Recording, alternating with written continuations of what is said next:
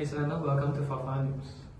Attacking southern Israel on October 7, gunmen from the Gaza Strip under the leadership of Hamas killed civilians on purpose, opened fire on crowds, shot individuals dead in their houses, and abducted residents, including kids and the elderly, back to Gaza, all in violation of war crimes. Furthermore, 330 Palestinians have been slain in the West Bank since the horrifying attacks carried out by Hamas and other armed groups on October 7, which claimed the lives of over 1,200 people in Israel. Furthermore, following an Islamist organization that rules the enclave's cross-border rampage on October 7, Israeli forces launched an aerial and ground assault against Hamas in Gaza. Since then, the Gaza Health Ministry has reported at least 17,487 Palestinian deaths, while Israeli counts indicated that 1,200 people died during Hamas' foray into Israel. The majority of Gaza's 2.3 million residents are homeless and confined to a small, beleaguered coastal enclave with limited access to food, water, fuel, medical care, or safe shelter.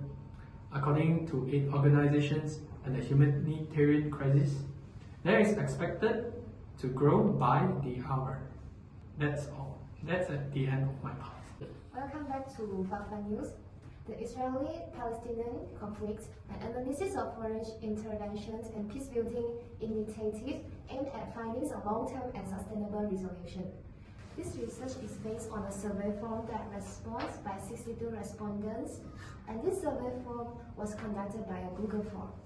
In information about this form, it was conducted with 7 questions, which are the respondents' age, respondents' races, race, from what sources do respondents get the most of the information about the Israeli-Palestinian conflict, which of the sources would respondents not trust getting information from about the Israeli-Palestinian conflict.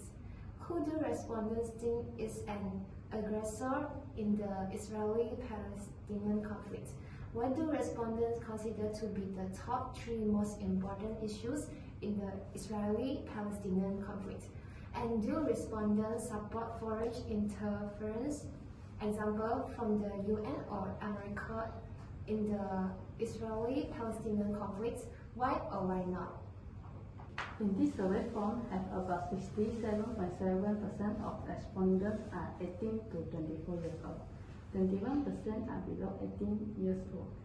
3.2% are 25 to 35. And 8.1% of respondents are over 35 years old. Besides, in all the respondents have about 80.6% are Chinese, 8.1% of Malay, 3.2% of Indian, and 8.1% are from other races. In this survey form, over 77.4% of respondents are getting most of the information about the Israel-Palestinian conflict from social media. Not only that, but the sources also did not trust by respondents to get information about the Israel-Palestinian conflict on social media, 27.4%, and social groups, 33.9%. After that, in this survey form, over 59.7% of respondents think that Israel is the aggressor in the Israeli-Palestinian conflict. 22.6% of respondents think that Israel is the aggressor in the Israeli-Palestinian conflict. Over 40.5% of respondents think that the government in Gaza or Hamas is the aggressor in the Israeli-Palestinian conflict, and only 3.2% of respondents think the Palestinian Authority is the aggressor in the Israeli-Palestinian conflict. Consequently, war is the violent type of conflict that typically leads to disastrous results. Based on our findings in the Israeli-Palestinian conflict, we indicate that this dispute has a lasting negative impact on the region and society as an entire.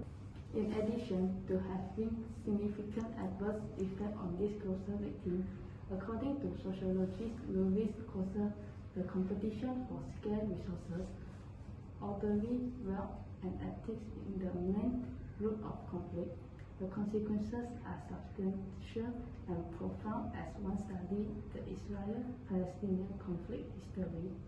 from the late 19th century to the present, especially the current conflict with Hamas.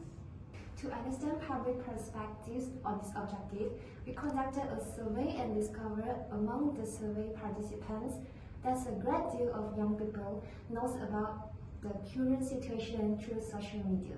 Nevertheless, quite a few of the respondents demonstrate mistrust regarding information via social media and community groups.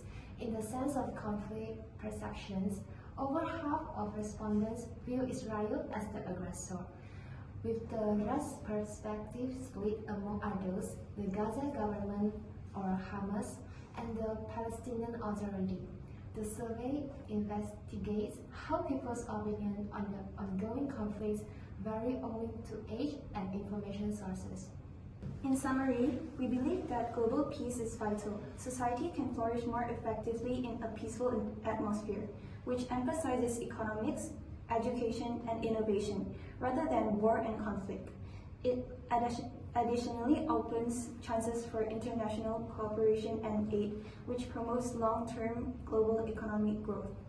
Moreover, peace fosters basic human rights through upholding justice and equality and improving living conditions.